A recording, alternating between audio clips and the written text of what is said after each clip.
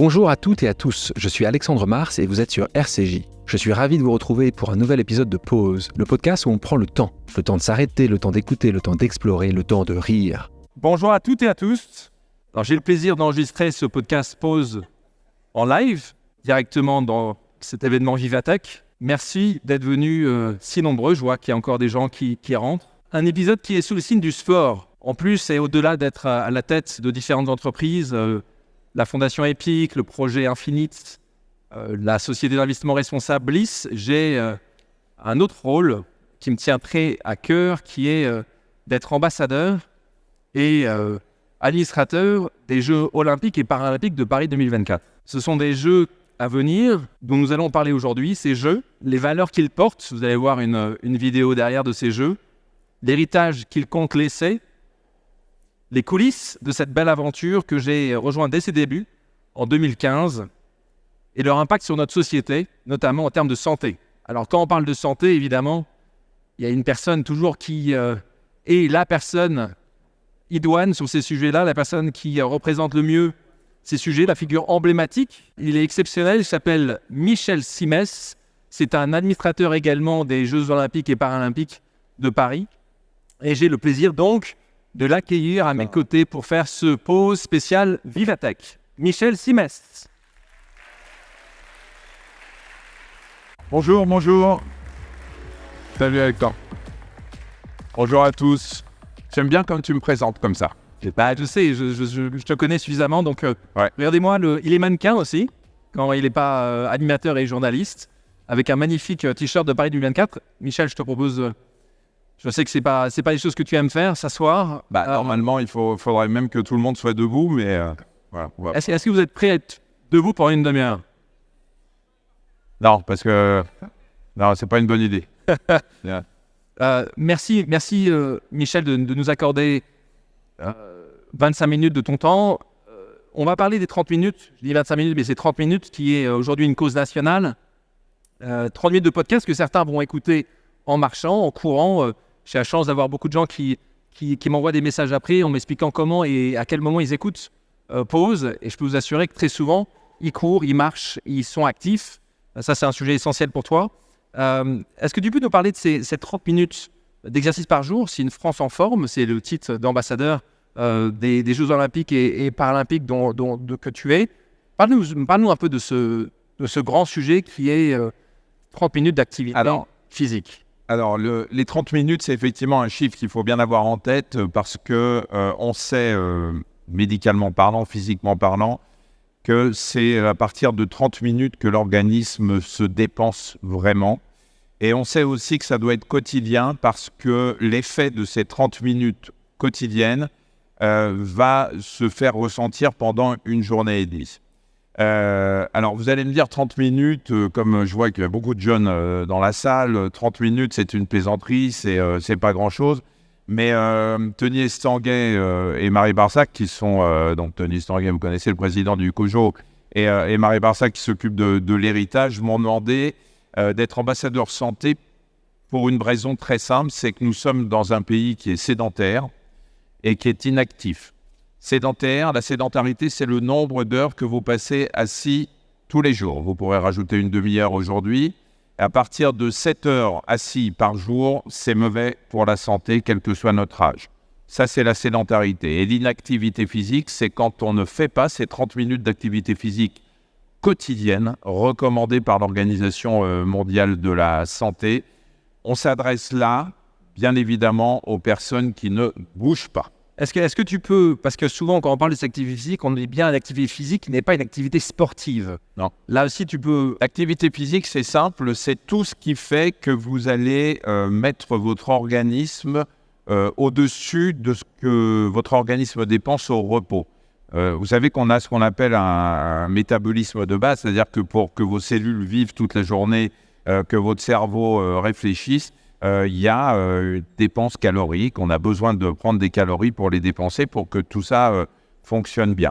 Tout ce qui va au-dessus de la période de repos, c'est-à-dire, et c'est pour ça qu'on fait passer ces messages, marcher un peu plus vite que d'habitude comme si on allait louper son train, prendre les escaliers Je suis sûr que la plupart d'entre vous, quand vous arrivez dans un nouvel immeuble que vous ne connaissez pas, vous arrivez tout de suite sur les ascenseurs. Parce que les escaliers, il faut aller les chercher en France.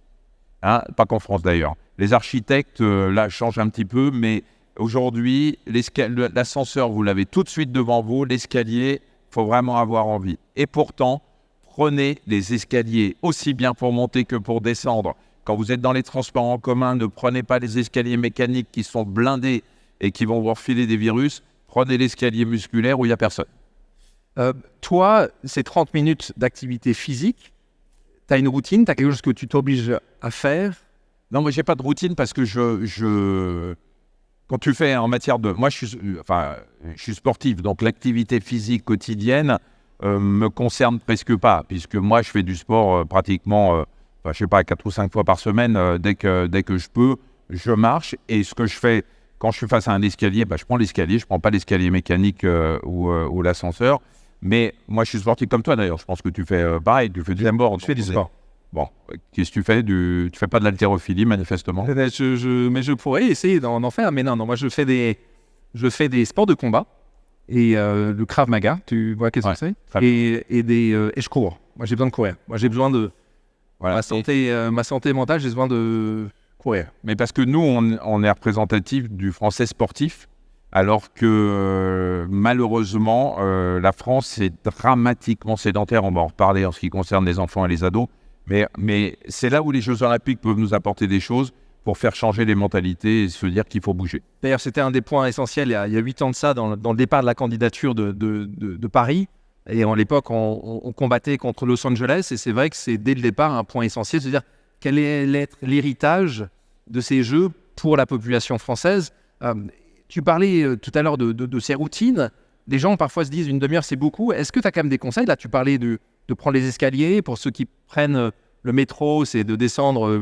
Il y a quand même assez peu souvent d'escalateurs, donc on prend les escaliers. Est-ce que tu vois d'autres choses sur lesquelles qui sont assez faciles pour les gens qui disent j'ai pas le temps, j'ai beaucoup de choses à faire, je n'ai pas le temps de faire ces 30 minutes? Ça, je crois qu'il n'y a rien qui m'énerve plus que les gens qui me disent ouais, j'ai pas le temps ou je ferai du sport si j'ai le temps. Ça prouve une chose, c'est que les Français n'ont pas bien compris que le sport ou l'activité physique, c'est un médicament universel et que ça n'est pas une variable d'ajustement. C'est là le boulot que nous, on a et que j'ai notamment avec le collectif pour une France en forme qui regroupe les plus grands experts du sport santé en France, c'est faire comprendre aux gens que le sport ne doit pas être une variable d'ajustement qu'on pratique quand on a le temps. Il faut, dès le matin, prendre le temps de faire du sport dans la journée. C'est-à-dire qu'il faut se dire à quel moment, si vous êtes sédentaire ou inactif, je vais caser cette demi-heure d'activité physique par jour. Alors, on parle d'activité physique. Tu vas parfois parler des 10 000 pas. Peut-être que pour ceux qui se souviennent de ça... Jamais. Alors, c'est ça. Pour ceux qui se souviennent peut-être d'un ancien président, qui n'est pas le président actuel, Michel avait eu une discussion avec cet ancien président. Pour à l'époque, je crois que c'était pas 10 000 pas, c'était 6 000 pas. Tu peux en parler, c'est François Hollande. Effectivement, j'étais allé le voir en lui disant j'avais besoin de faire passer... Alors déjà, l'histoire des 10 000 pas que vous entendez partout, c'est une invention. C'est un Japonais qui, il y a 40 ou 50 ans, a mis au point un podomètre pour compter ses pas et la traduction en japonais de ce qu'il avait créé, c'était 10 000 pas. Et aujourd'hui, les journalistes qui font très très bien leur boulot racontent tous ce qu'ils ont lu dans un autre journal en disant l'OMS, l'Organisation mondiale de la santé, recommande 10 000 pas par jour. Quand on est journaliste, en général, on va vérifier ces sources, mais comme là, on se copie les uns les autres, vous allez sur le site de l'OMS, il n'a jamais été question de 10 000 pas. 6 000 pas par jour, oui, c'est déjà pas mal, c'est 5 km à peu près, en fonction de la vitesse à laquelle vous marchez. Mais déjà, si vous faites 6 000 pas, vous regardez votre smartphone, il y a tout ce qu'il faut, vous verrez que c'est déjà pas mal. Qui ici, qui suit à peu près sur son téléphone, on va parler un peu de tech, mais qui, levez la main ceux qui, aujourd'hui, suivent à peu près le nombre de pas d'activité physique qu'ils font dans la journée? Pas mal. C'est pas mal, ouais, c'est bien. Il y a 2 tiers pour ceux... Ça veut dire que c'est... Voilà, il y a une pour ceux qui nous écouteront après en podcast sur pause, il y aura à peu près 2 tiers des gens qui le font. Continuons à parler des journalistes que tu mentionnais avec autant d'amour. Il y a une tribune que tu écris d'ailleurs pour tes consoeurs et tes confrères dans Ouest France.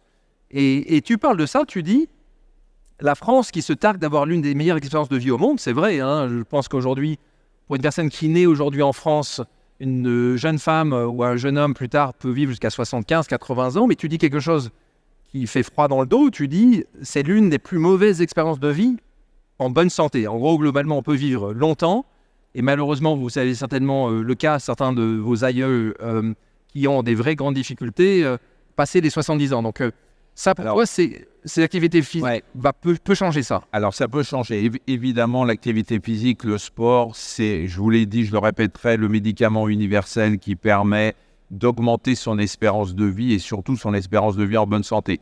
Ce sont deux notions importantes. Pendant très longtemps, l'espérance de vie augmentait, progrès de la médecine, la génétique, tout un tas de choses, et l'espérance de vie en bonne santé montait parallèlement. Plus on vivait vieux, et plus on vivait vieux en bonne santé. C'est-à-dire l'écart entre le moment où on avait une maladie et l'écart où on mourait était pareil. Depuis quelques années, les courbes se sont croisées. Ça veut dire qu'on a continué d'augmenter son espérance de vie. On augmente en moyenne d'1 mois par trimestre. Je vous rassure, ce n'est pas pour vous. C'est pour ceux qui naissent aujourd'hui. Mais l'espérance de vie en bonne santé, elle est autour, alors j'ai noté les chiffres, de 63 ans pour les hommes et de 64 ans pour les femmes, alors que l'espérance de vie, c'est-à-dire le jour où on va la plier, c'est 85 pour les femmes et 80 pour les hommes. Et ce qui est très étonnant, il y a une grosse différence d'espérance de vie entre les femmes et les hommes, et en revanche, l'écart est très resserré en termes d'espérance de vie en bonne santé. Et la France n'est pas bien placée, on est dans une mauvaise moyenne. Donc ce qu'on dit ici, c'est que pendant 20 ans, qui sont les 20 dernières années de nos vies, on va vivre dans des conditions parfois compliquées, complexes.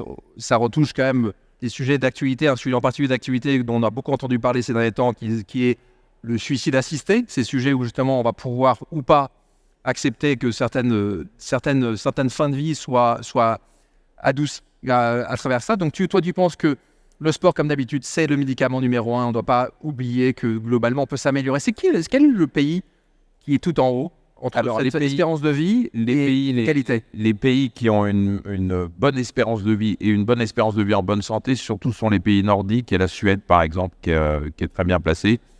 Après, l'espérance de vie en bonne santé, c'est quelque chose de très subjectif. Mais c'est sûr qu'on n'est pas hyper bien placé. Et ça ne va pas aller en s'arrangeant, parce qu'on va parler dans un instant des enfants et des adolescents. Mais on se prépare à une génération où l'espérance de vie en bonne santé va être catastrophique. J'espère que vous êtes heureux d'être venu ce samedi après-midi avec plein de choses positives qu'on a à partager comme ceci. Grâce à toi, Michel. Merci. Déjà, vu tout ce qu'ils vont faire comme pas dans le salon, à mon avis, les 10 000, les 6 000 ou les 10 000, ils vont les faire ce soir.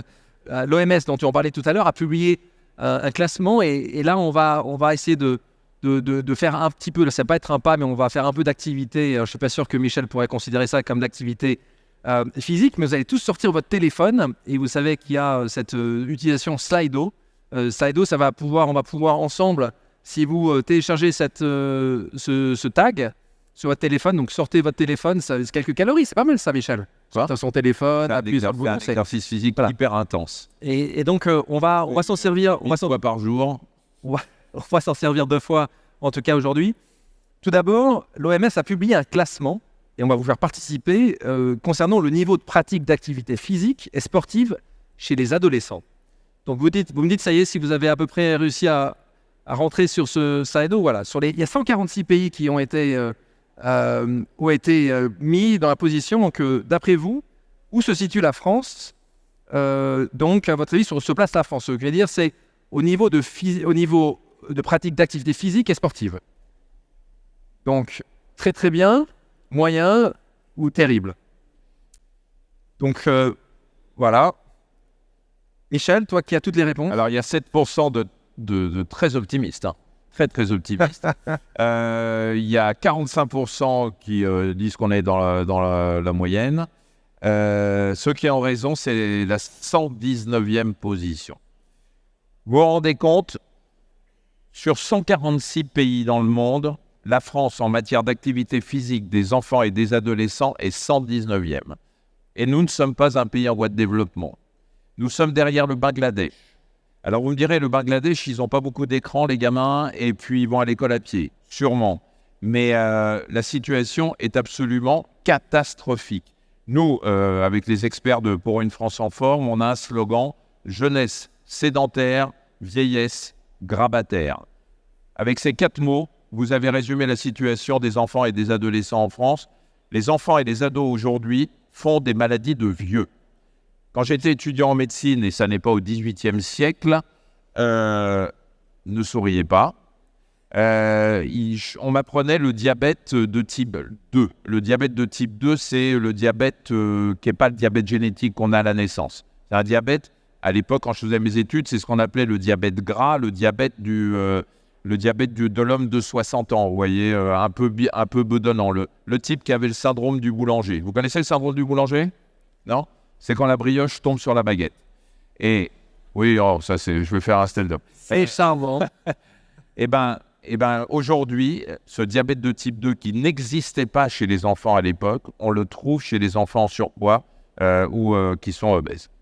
Donc la France en 10e position, vous allez peut-être comprendre pourquoi c'est une cause nationale. C'est la cause nationale cette année qui avait été décidée par le président de la République et la ministre des Sports, Amélie Oudéa-Castéra. Donc c'est un sujet majeur. L'addiction aux écrans, évidemment, est un sujet. On va parler de tech et des Jeux Olympiques dans une seconde. Mais d'abord, Michel, avant de continuer cette discussion avec toi, je te propose une pause amicale. Comme vous le savez, dans Pause, on a des pauses amicales, des gens qui viennent poser une question à mon invité.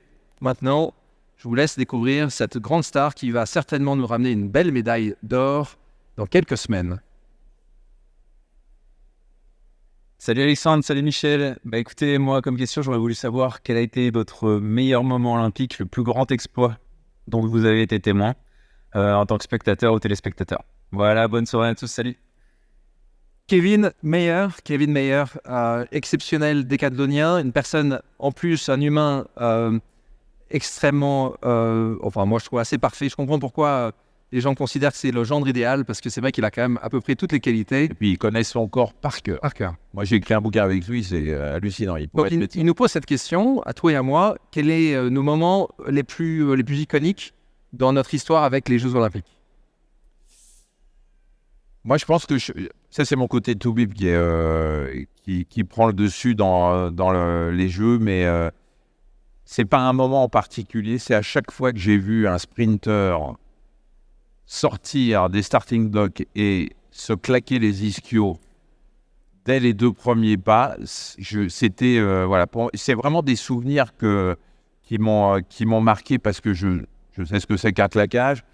Et vous pensez à un type qui pendant des années, travaille, arrive en finale, et parfois favori de la finale, et le type, il sort du truc et clac, ça s'arrête brutalement. Et ça, ça m'a toujours bouleversé. Même en ayant un bien échauffé, est-ce que c'est juste le destin? Toi, tu t'appelles Mektoub à chaque fois, hein? Oui, c'est important pour toi, c'est le destin pour toi. C'est le destin, et puis c'est probablement une partie de stress qui joue sur les muscles. Parce que la finale du 100 mètres des Jeux, c'est quand même n'importe qui peut être stressé, même le favori, et qu'il est probable que ça joue sur la tension musculaire. Quand on est stressé, vous le savez tous, on est tendu, on a mal au cou, on a mal au trapèze, on a mal un peu partout. Et même si ce sont de super athlètes, ils ont aussi des muscles, ils ont un cerveau. Le cerveau agit sur les muscles et entraîne probablement une tension qui fait que le muscle, à un moment, va péter. J'ai dans l'oreillette mes amis de Vivatech qui me disent qu'on va bientôt dépasser, il ne nous reste plus que 10 minutes.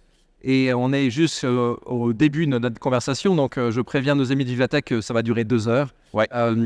Mais tout va bien, on gère, non vous inquiétez pas, on a plus que 10 minutes, on va avancer un petit peu sur la partie 2 qui est la tech et les Jeux Olympiques, la technologie et les Jeux Olympiques. Toi qui vois ça, qui a développé une société avec Dr Good, qui utilise les réseaux, qui utilise les outils digitaux, comment tu gères ça, toi justement qui dis plutôt n'utilisez pas tellement les outils, essayez d'être éloigné de ces réseaux et en même temps de changer le système de l'intérieur?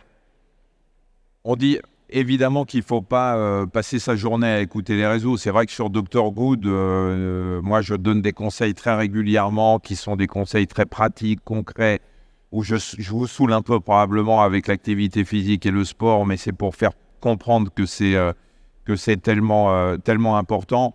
Après, il faut faire très attention, bien évidemment, mais je ne vous apprends rien à ce que vous trouvez sur les réseaux sociaux, parce que parfois j'y vais, j'entends des trucs, mais en demandant qui sont les mecs qui parlent, où ils ont appris... c'est pas de l'exercice illégal de la médecine, mais c'est du charlatanisme parfois. Ce qu'on peut entendre aussi bien en termes d'activité, de nutrition, de conseils sur des jeûnes. Il y a des moments, il faut vraiment que vous arriviez à faire le tri sur les applis, les créateurs de contenu qui sont efficaces, qui sont des vrais experts. Il faut faire très attention sur les réseaux. Voilà. Après, dans la tech, il y a aussi tous les objets connectés qui sont... c'est la grande mode maintenant. Alors moi, je ne les utilise pas parce que ça m'emmerde, très franchement. Je pense que c'est bien de regarder son rythme cardiaque, de regarder la vitesse à laquelle on court, on nage. Ça, c'est bien. Après, il y en a qui sont obsédés par les données et qui vont toute la journée voir leur cœur, s'il n'a pas pris 2 battements de plus dans l'heure qui a précédé. Enfin, après, il ne faut pas devenir obsessionnel parce qu'on devient hypocondriaque complètement. Donc, et pour les Jeux Olympiques, donc la tech, plus que la tech d'ailleurs, dans la candidature et dans le travail qui a été fait par les équipes de Paris 2024 depuis le départ, c'est l'innovation qui a été importante. Et je pense qu'ici, on parle de tech au quotidien, mais c'est pas que ça la tech. L'innovation, c'est plus grand que juste la technologie. C'est de quelle manière on va prendre un projet et on va prendre un petit pas de décalage pour trouver une solution différente. Donc ça aussi, c'est important. Ne parlons pas toujours de tech, parce que comme ça, on se met une pression considérable d'essayer de faire des choses qui n'existent nulle part ailleurs, avec de l'AI qui va être intégré au blockchain et autre chose. Parfois, l'innovation, c'est des choses potentiellement plus simples. C'est pas pour autant que ça ne va pas changer aussi la trajectoire de ces sociétés. Donc ça, c'est... Toi, tu soutiens des medtech en plus. Oui, tu as raison. À travers le fonds responsable Bliss, on a investi... on a soutenu un certain nombre d'entreprises que vous connaissez. Par exemple, si on prend Too Good To Go, je pense que vous connaissez tous. Qui connaît Too Good To Go ici? Oui, voilà. Donc, c'est pas de la technologie avec de l'AI matin, midi et soir. C'est de l'innovation, penser différemment de la manière dont on peut faire attention à ce gaspillage alimentaire et traiter ce gaspillage alimentaire différemment. Donc, de nouveau, c'est faisable d'arriver à trouver un biais un peu différent et amener l'innovation qui n'est pas toujours avec... même si, encore une fois, l'AI est un sujet considérable et un changement très fort ces prochaines années. On va continuer avec une autre pause, mais cette fois une pause vérité. Et je vais vous redemander de faire un effort considérable, de sortir de votre téléphone. Et on va poser une question à Michel et en même temps, on va vous poser une question à toutes et à tous. Donc, je vous laisse sortir votre téléphone. Si vous n'avez pas encore pris, si vous avez oublié le code, QR code, prenez-le. Et on va vous poser quelques questions. Donc, je vais vous énoncer des affirmations et vous allez devoir me dire, et toi, Michel, tu me diras juste après également ce que tu en penses. On commence par celle-là. On ne peut pas avoir une santé mentale stable sans faire de sport. Alors, vrai, faux. Voilà, 2 tiers, 1 tiers, ça stabilise. Qu'est-ce que tu penses? Franchement, moi j'ai des potes qui savent même pas comment s'écrit sport et qui ont une santé mentale et psychologique tout à fait stable. En revanche, l'activité physique et le sport, c'est le meilleur antidépresseur qui soit. Et c'est pas empirique, hein. C'est scientifiquement prouvé. Des gens qui sont dépressifs et qui font du sport prennent moins d'antidépresseurs. Et ceux qui font du sport font moins de dépression. C'est scientifique. Donc c'est quand même mieux de faire du sport. C'est quand même mieux de faire. Quand même mieux. On continue. Le fait d'être sportif de haut niveau t'abîme physiquement. Qu'est-ce que vous en pensez? Est-ce qu'on a quelques sportifs de haut niveau ici? Quelques-uns? Évidemment, le sport de haut niveau n'est pas physiologique. On pousse l'organisme à fond. Alors, heureusement, parce que sinon, il n'y aurait pas de champion, il n'y aurait pas de foot, il n'y aurait pas de rugby, il n'y aurait pas de sport olympique. Mais la gestion... Alors, Kevin Mayer, par exemple, est un contre-exemple. Parce que Kevin, il est sportif de haut niveau et lui, il ne s'abîme pas physiquement. Ouais. On continue. Et on va essayer de... Je vais répondre... Et il est possible de faire trop de sport. Alors celle-là, est-ce qu'il est possible de faire trop de sport? Tout à fait. Ça s'appelle la bigorexie en plus. C'est les addicts au sport. Ils sont, vous devez en connaître, on ne peut pas leur parler s'ils n'ont pas couru. Avoir des courbatures, alors j'aime bien ça là. Avoir des courbatures signifie avoir bien travaillé pendant une séance de sport. Alors, c'est vrai que si on a des courbatures, en général, c'est qu'on a poussé un petit peu plus loin, mais le fait de ne pas avoir de courbatures ne veut pas dire que la séance n'a pas été efficace. Et on termine avec une question, c'était un peu comme la question qu'il y a eu il y a quelques temps de ça sur le Coupe du Monde de football tous les 2 ans au lieu des 4 ans. Cette fois-ci, c'est différent. Est-ce que vous aimeriez avoir des Jeux Olympiques tous les ans? Ou est-ce qu'on reste? Eh bien, vous avez raison, parce que si on ne peut pas circuler tous les ans, comme on le fait en ce moment à Paris, vous ne le dites pas, hein, parce que là, je vais me faire tuer, mais une fois tous les 40 ans, ça suffit. Ça va bien. À Paris, c'est une fois tous les 100 ans, donc on a un peu de temps. On continue dans notre troisième. Merci d'avoir répondu à ces questions. Merci, Michel, d'avoir donné ton avis. On termine par la troisième partie, une partie essentielle également, c'est l'héritage des Jeux. Cet héritage des Jeux, moi, quand j'ai rejoint la candidature il y a 8 ans de ça, c'était pour présider un comité qui s'appelait Sport et Société. De quelle manière les Jeux Olympiques et Paralympiques de Paris allaient avoir un impact positif sur notre présent, mais aussi sur notre futur. Tu parlais de cette personne exceptionnelle qui s'appelle Marie Barsac, qui est la directrice Impact Héritage des Jeux Olympiques et Paralympiques de Paris. Pour toi, Michel, ce sera quoi des Jeux réussis en termes d'héritage? Alors, en termes d'héritage, dans mon domaine d'expertise, qu'est la santé, on me demande souvent, est-ce que vous pensez comment on va savoir que finalement tout ce que vous racontez depuis 6-7 ans va avoir un impact? Eh bien, on le verra dans les années, peut-être les décennies qui viennent.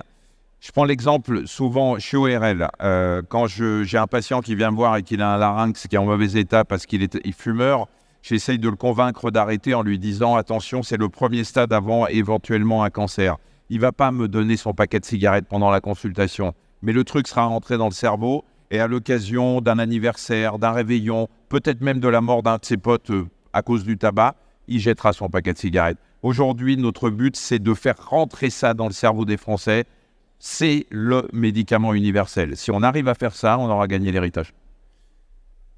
Parfait. Merci. Parfait. On s'arrête là. On va continuer avec une autre pause amicale. Quelqu'un qui est très proche de Michel et de moi, qui est le président des Jeux Olympiques et Paralympiques de Paris 2024, Tony Estanguet, qui te pose cette question, Michel. Salut Alexandre, salut Michel. Désolé pour la qualité de cette vidéo, mais forcément quand je parle à Michel, je fais attention à bouger, parce que Michel c'est l'ambassadeur Bouger Plus de Paris 2024. Alors c'est un peu technique parce que là je prends les escaliers, mais ça bouge beaucoup, mais bon. Non mais merci à toi Michel en tous les cas d'avoir apporté cette vision d'utiliser la dynamique des jeux pour lutter contre la sédentarité, pour nous mettre tous à l'activité physique. C'est un vrai plaisir de bosser avec toi. Moi, ma question, elle est simple, c'est quoi ton meilleur souvenir de Paris 2024 ? Voilà, avec tout ce que tu as fait dans les écoles, un peu partout. J'aimerais bien savoir quel est ton meilleur souvenir. Et puis peut-être, redonne-moi un conseil quand même pour bouger plus en travaillant, parce que là... c'est quand même fatigant, quoi, de monter les escaliers, marcher tout le temps. Allez, salut. Donc, question de Tony qui était, vous l'avez vu, dans un aéroport en train d'aller d'un endroit à un autre, parce que Tony représente tellement bien ce travail, cette candidature depuis maintenant 9 ans. Donc, il pose ce moment, on a 10 secondes, le moment qui était pour toi le moment. Le moment, Ouais. c'est quand Tony Estanguet m'a appelé en me disant « Il faut que tu sois l'ambassadeur santé de Paris 2024. On a une grosse mission et un gros enjeu. » Ça a été un grand moment. Michel, merci pour ton temps et pour ce bel échange autour des enjeux de la santé, de la tech et du sport. Vous avez compris que c'était une demi-heure, hein, donc vous avez un podcast que j'ai eu avec Michel sur Pause, sur toutes les plateformes.